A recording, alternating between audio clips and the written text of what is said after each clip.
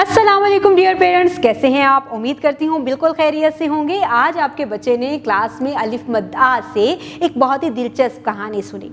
उस कहानी में जितने भी किरदार थे, नए अल्फाज थे, सब अलिफ मद आ से शुरू होते हैं। बच्चों ने उस कहानी को बहुत गौर से सुना।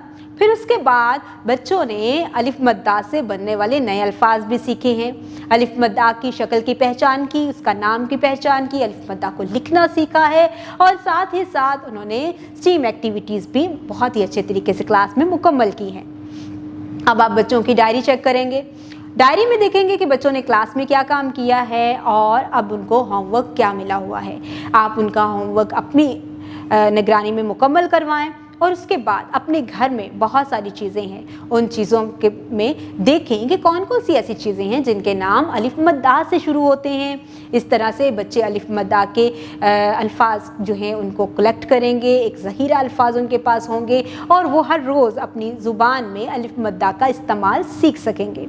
उम्मीद करती हूँ आपने आज की इस वीडियो से बहुत कुछ सीखा होगा। मज़ीद सीखने और जानने के लिए हमारे साथ रहिएगा। मिलते हैं अगली वीडियो में, तब तक के लिए खुदा हाफ़िज़।